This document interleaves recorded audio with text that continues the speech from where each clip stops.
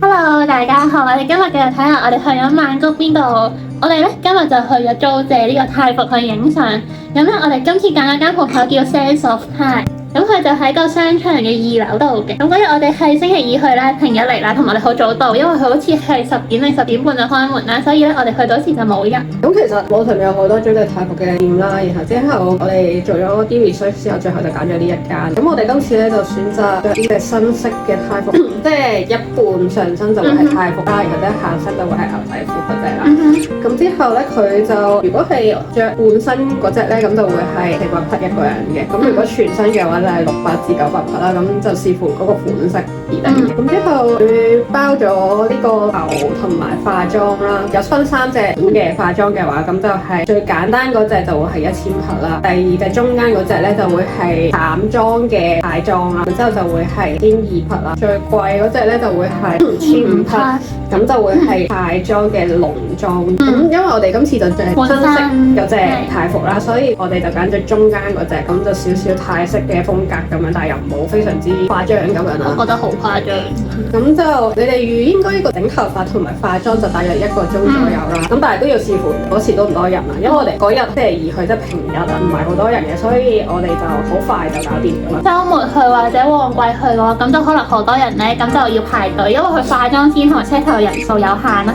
如果鋪頭多人咁，你就要等前面啲人整完先至到你。另外咧，影相係最重要啦，一定要揾個攝影師，你都可以自己影嘅，但係應該影唔到佢哋咁嗰啲風格出嚟啊。咁所以咧，咁我哋就包咗一個攝影師幫手影1個鐘嘅相啦。咁就我哋2個人咧，就加埋就係2600匹。咁其實2600匹呢個價咧係1至5個人都可以，係啦。咁但係就影1個鐘相，影完相之後佢就會執翻200零張相俾你啦。然後之後佢就會唔知7日內就會俾翻嗰啲收好嘅相你。咁因為我哋唔係着傳統嗰隻泰服啦，所以咧我哋就唔可以入嗰啲廟嘅，因為要着傳統成套嗰隻先可以入嗰啲廟嘅。所以咧我哋咧今次咧就咁都喺廟外邊影相嘅。咁今次我哋就選擇咗影呢啲街嘅。咁另外咧頭先講咧個攝影師咧就會喺埋嗰間店入邊咧等你㗎啦，同埋帶你去攝影嘅地方度。因為間鋪就唔近啲廟或者大皇宮啲地方嘅，咁要搭成都車過去。同埋如果係去大皇宮入邊，真係着全套啲係要坐船，咁真係要自己準備定啲交通費。但係你呢個係 book 嘅時候，個店嗰陣時咧，已經會同你講埋要帶定幾多 cash 過交通嘅，咁佢哋好多時會替你。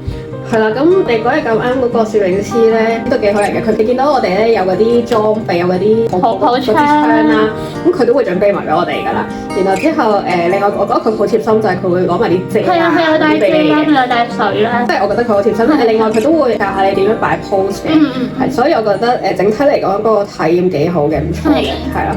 咁之後咧，我哋影完相翻嚟之後咧，咁因為好熱啦，然後之後我哋就去咗樓下地下呢有間 cafe，就入去涼下冷氣食下嘢咁樣啦。其實咧佢有個 set 嘅，咁咧佢一個 set 就415克啦。咁之後就包咗一個主食啦，之後一杯嘢飲啦，一個小食啦，同埋一個甜品咁樣啦。咁我哋就嗌咗杯青蘋果沙冰嘅，我覺得 OK 嘅，佢同埋佢有少少果肉嘅，好 fresh 我覺得佢係啦。然後之後同埋咧，我哋因為好熱嘅關係，所以我覺得佢特別好飲啦。然後之後另外咧，我哋就嗌咗杯泰奶沙冰。咁泰奶沙冰其實我覺得好好飲，可能我自己個人中意飲啲泰式奶茶啦，所以我覺得佢比呢個青蘋果好飲嘅。同埋我覺得佢唔會好水啦，其實佢夠濃味咯。佢2杯沙冰都唔水嘅，不過青蘋果純粹係你 feel 到佢加咗青蘋果去打，所以有少少澀。跟住呢個咧就係我哋餐入邊嘅炸雞。咁呢個就係一個好普通，即係唔係唔好食，就係好似好普通嘅炸雞，冇咩好特別。跟住呢個係細一嘅卡邦拉，呢個係我成日食過最好食嘅卡邦尼意粉啦。佢勁 creamy 啦，跟住好濃啦佢啲味，跟住又好掛汁啦。覺得食呢個真係好驚喜，一食落去真係驚喜嘅。我都覺得好好食，應該我係成日食過最好食嘅卡邦尼意粉，係啦，好驚喜。因為佢好香啦，好 creamy，但係佢又唔會話好滯咁樣，唔會好漏啦。係啦。好好食呢個，跟住我仲好記得佢嘅醬有少少炒嗰啲蒜嘅香味啦。跟住總之就成件事好掛得，佢個意粉係偏幼嘅，但係佢好掛得，所以每一啖都好濃啦，但係入面佢就好流。個清淡，跟住我哋呢個就係我哋甜品，甜品就係揀咗嗰個士多啤梨醬嘅芝士蛋糕同埋芒果糯米飯。我覺得芒果糯米飯都幾好食嘅，因為我覺得佢個芒果係好甜嘅，佢個糯米飯已經本身加咗椰漿，但係佢仲有另外一間細細間嘅椰漿，再加唔夠㗎，就再倒落去，所以我覺得好香嘅。咁但係個呢鐵蛋糕我自己個人就麻麻地，同埋佢嗰個粉紅色嗰兜嘢係嗰士多啤梨醬士多啤梨醬，我自己就麻麻地啦呢個。偏酸但係 OK，佢唔係化學士多啤梨味，但係純粹我唔中意士多啤梨。咁整體成個環境其實都都幾靚嘅，係啦，咖啡咁樣啦，同埋佢個冷氣好足啊，所以好正。係，同埋佢啲嘢食比我想象中太好食，因為佢之前好似冇一個好普通咧，又冇咩人嘅咖啡啊，我完全冇諗過喺度食到一個咁好食嘅意粉啊！所以如果大家去呢度影相咧，一定要嚟呢個咖啡。超級推介。咁之後我哋下一站咧就去咗一個唐人街啊。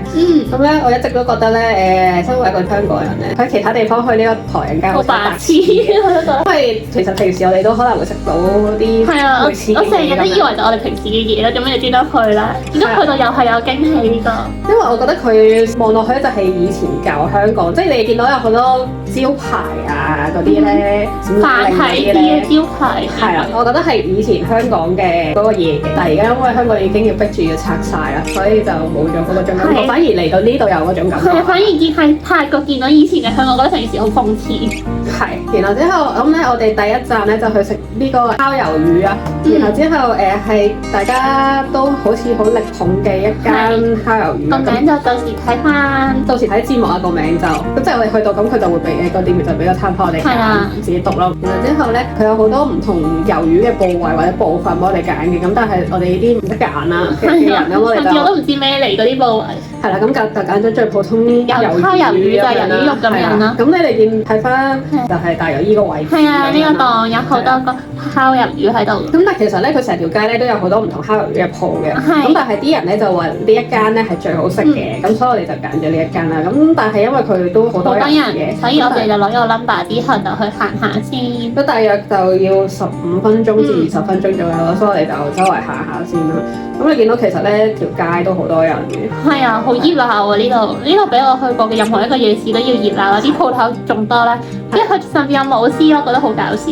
舞獅係聽聞咧，其實應該佢平時冇㗎，平日冇㗎，但係佢唔知嗰日可能應該有活動或者有啲唔知開張啩，所以佢就請咗啲舞獅。如果唔係嘅，舞獅其實咧佢哋新年嘅時候先會出動嘅，係啊。咁嗰日真係咁啱嘅啫，其實就。然後之後咧，咁呢個行入去其實成條街都係賣生果啊嗰啲。賣嘢食嘢飲嘅攤檔。呢度要放大一下咧，就係 always 地喺見到嘅昆蟲啦。好核突啊！好有蛋白質咯。好啦，跟住我哋而家就翻轉頭拎翻我哋個魷魚啦。咁你睇下佢個兜勁大兜嘅辣醬，係啊。係啊。我預住佢加啦咁樣，你睇下呢個我哋就睇住喺度咁樣加啦，好似佢係好似唔使錢咁勁多咁樣。跟住我哋而家好開心啦。跟住而家我哋而家要試食，你食咗一啖。係啊，第一下食落去好香啦，同埋咧嗰個咧魷魚都好彈牙嘅，但係咧再食落去之後咧辣到撲街，勁辣，超級無敵勁辣，辣到係每一個喉嚨啦、條脷啦，好似不停被火燒緊都冇辦法去舒緩呢樣嘢啦。係，然後之後其實咧你睇翻佢咧，應該就上面有好多紅椒啊、青辣椒啊嗰啲，之後仲有啲應該係蒜蓉啊，之後再加咗一大劈芫茜啦。咁如果唔食芫茜，記得同佢講咯。然後之後同埋咧呢個醬咧，其實咧因為佢係一早預製定㗎啦，所以咧其實冇得話大辣、小辣、中辣咁樣。你可以去加多啲、少啲咁樣。係啦，同埋你要有個心理準備，佢真係好辣，超級辣。所以呢度我建議其實應該係攞住2杯沙冰先再去食魷魚，唔好似我哋咁戇居。我覺得佢係幾好食嘅，其實都好香。要講翻先啲，你食一兜咧就係250克啦，咁圍翻60零蚊港紙啊！如果俾我揀，我會下次可能都會再食一次，因為我覺得佢個醬咧，因為佢自己秘製嘅醬啦，我覺得其實好好食嘅，除咗好辣之外，同埋我覺得佢嗰啲魷魚咧係好新鮮，然之後同埋咧好彈牙，同埋好多嚿，其實佢都都好多嚿，好多嘅。然後之後唔係嗰啲霉爛落去嗰啲質感咯，所以我都覺得好食嘅。同埋我覺得佢烤得幾香，係你 feel 到佢真係用炭火喺度烤，有嗰陣味喺嗰度。我哋因為食呢個食得好辣啦，之後佢仲要一開始嘅時候唔知可能係啊，好用，我就冇 expect 到咁辣啦，之後就將好多辣椒食晒啊，即係嗰啲醬啊，就一次過塞埋落個口。咁我真係覺得佢呢個最誇張就係第一啖佢落唔落啦，第二啖佢都唔落，原來個後勁好啦，食到最後十粒八粒嘅時候，真係辣到噴火，跟住都食到辣到喊啦，辣到飆晒眼水。其實我又覺得佢加埋芫茜一齊食係仲好食啲嘅，但係可能有啲人唔中意食芫茜啦嚇。但係佢就算唔加芫茜，其實個味道都好食嘅。然後之後呢一個咧，我哋辣到咧去咗隔離買個杯沙冰，一路食一路諗到好似解唔到呢個辣。係辣到飆晒眼水。係啊。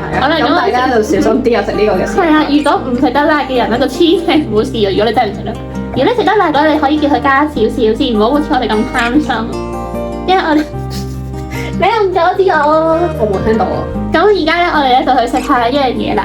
我哋呢家去食網上邊咧話呢間都係喺唐人街好出名嘅，咁就係一個鐵板大排檔，咁佢就泰式同中式混合版嘅標準菜，係啦，佢我唔知點樣去形容個地方俾你聽，咁但係我會同大家講，可能就瞄住呢個叫做唔知咩大金巷咁樣就行，但其實咧大金巷又留翻又移翻個大金巷呢個標行，所以而家我行咧見到5、6、7、8個咁樣啦，係啊，咁但係大家可能睇一睇嗰個，我而家大概知道係大間巷之後見到條路爛爛地，一就轉入去。咁可能人哋整完呢條路，唔緊要啦，我哋會再將個地址同埋個名咧喺個字幕度嘅，咁大家就到時如果覺得想食嘅話咧，都可以跟翻個地址去啦。咁之後但係咁我哋一路行嘅時候咧，咁你見到其實都好擠迫嘅，真係行唔喐咁樣。同埋而家你已經見到兩個大金巷。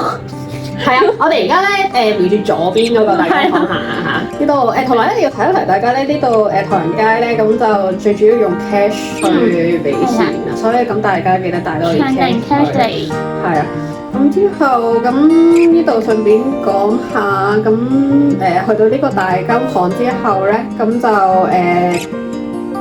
行轉左邊啦，然後之後咧就會硬嘅路啦。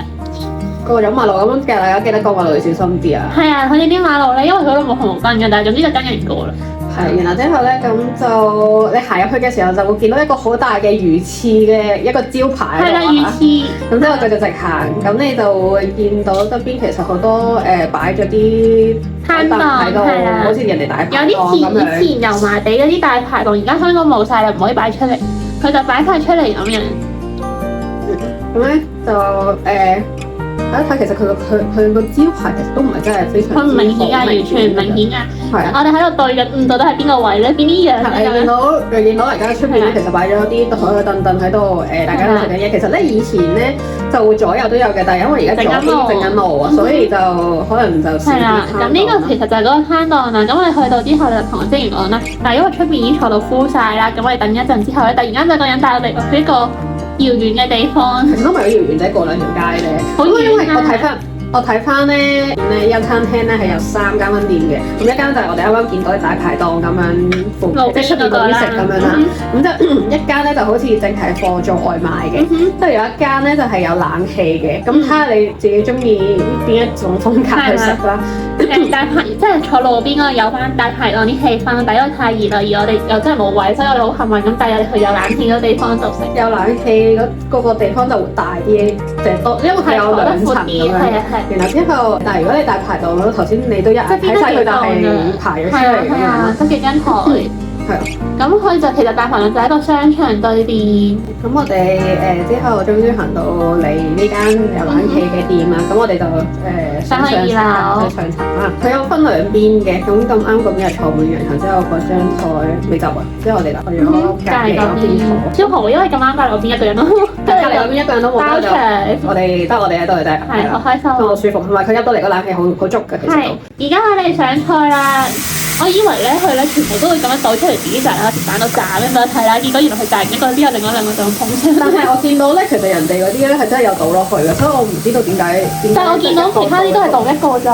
哦，即係其實佢做，即係佢做一個樣俾你睇下。係啊，即係你打開淨係炸過一個咯。哦，原來係咁。我以為佢全部都炸，佢全部都炸先有佢嘅特色㗎嘛。沙撈餐。然後之後好，我哋而家嗌咗3個餸啦，咁一個係普通咁炒通菜啦，之後一個就會係蠔餅。然後另一個就係個海鮮炒嗰啲叫咩果條啊，即係河粉，唔係河粉嚟㗎，係河粉啲 friend 嚟嘅。首先嚟到之後咧就試，我就試咗一個河粉嘅嘢先啦。咁咧我食落去即係因為我其實好期待呢一個河粉嘅東東嘅，因為咧我之前睇人哋咧好似炸完之後咧，然後之後咧覺得好似好好食咁樣啦，見人哋又好似食得酸酸有味，係，之後我又急不及待咁食啦。然後之後咧，但係咧第一食落去嘅時候咧，但係而家其實都見到咧，佢嗰個其實冇乜味，或者冇乜色㗎啦，色啊，所以其實食落去都係冇乜味。我知係有辣椒醬啦，但係辣椒醬咧，係咪當我哋食完第一啖之後，已經研究緊要研究緊落唔同嘅調味料啦，明顯係佢真係冇味。係好之後第二樣咧，我就試過通菜，通菜係正常啦，但係其實我覺得佢都係偏淡嘅，好健康。我唔知喺呢度食嘅嘢，跟住我哋仲有試咗嗰個蠔餅，呢個蠔餅我覺得佢好粉咯，淋字字同埋冇咩味啊。但係我覺得佢嗰啲你睇到佢粒蠔都 OK。係，佢粒蠔係大粒，但係佢好散。總之佢全部嘢都冇咩味咯，我就係覺得。之後呢個粉咧，佢係海鮮，然後之後佢有2-3隻蝦同埋有啲魷魚，正常嘅我就覺得嗰啲。係，但係我覺得其實成餐所有嘢都冇味啦。除咗龍眼冰有翻啲味，但係龍眼冰偏淡。龍眼冰其實我覺得係算偏淡，我飲我覺得係偏淡啊，但係我覺得佢成餐飯入邊最有味。係因為我哋另外就因為食嘢要嘢飲啦嚇，就口渴噶嘛。然後之後咧咁就嗌咗2杯龍眼冰啦。然後之後咧佢嚟到之後咁我好口渴，所以就即刻飲咗啖。然後之後飲落去就係水咯。我覺得有啲龍眼味。即係如果講翻我哋上次喺夜市嗰間龍眼冰，冇得比，冇得比。應該可能夜市夜市嗰個龍眼冰溝咗10杯水出嚟，就成呢一個嘢飲咯。我覺得係。咁佢入邊有幾粒龍眼肉嘅，但係都係依然係冇味啦。係，所以都冇味。我覺得呢餐飯我食得好寡啦，全部。我有啲唔係好明白點解即係大家都咁推啦。係咯，但係後尾我發現我哋嗰陣時去時個時間唔係好晏啦，可能6-7點左右啦。後尾發現越嚟越多人喎，係全部入座嘅都係本地泰國人喎，係幾乎冇遊客咁滯。所以我就諗緊其實係咪好啱佢哋本地人呢啲口味？我覺得可能佢哋本地人未即係冇可能大多數可能未試過，即係香港或者。不過港式大排檔，可能我自己代入咗嗰種好有鑊氣、好濃味咁樣。係因為佢完全真係食唔到有任何鑊氣。係啦，冇鑊氣啦，唔濃味啦。係啊，甚至我覺得佢嗰個河粉物體咧，人哋炒正常好油咯，我連覺得佢油都唔係好油。好神奇呢件事。但係如果話要讚嘅，佢上菜都上得幾快，同埋佢好平嘅，因為我哋而家食咗3樣嘢加2個嘢飲啦，然後之後其實埋單都係400匹左右，即係話翻其實100蚊港幣。0蚊咯，人均係咯。然後之後其實抵嘅食，如果你話價錢係好抵嘅，好抵，但係味道就麻麻地，唔值得試咯，我覺得。可能我會講1分錢1分貨啦。但係我覺得1分錢都可以食到更加好嘅貨。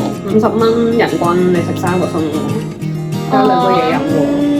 應該做唔到啊！咩啊？我買外賣個菜都20蚊㗎嘛，20蚊8匹，20匹啊，即係5蚊。係啊，咁有冷氣咯，你度。係啊，有冷氣啦，同埋睇個體驗咯，睇咗佢喺我面前炸一個菜咯。家如果俾我嘅話，我就唔推介大家去啦。但係咧，雖然我唔推呢間餐廳啦，但係我係好推薦大家去唐人街。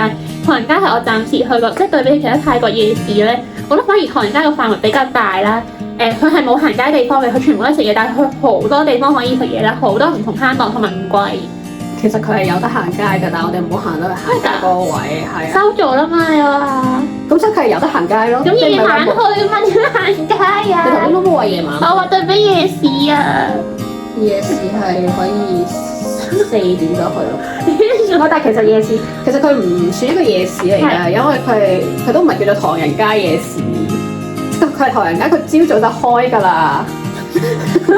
Anyway 啦，總之唐人街好推介大家去。係啊。我而家叫你夜晚去，因為冇咁熱。佢同埋夜晚咧，你先可以睇得到嗰啲所謂嘅夜景咯，好靚咯。佢係打卡就好一流。你頭先睇翻啱啱我哋嗰個。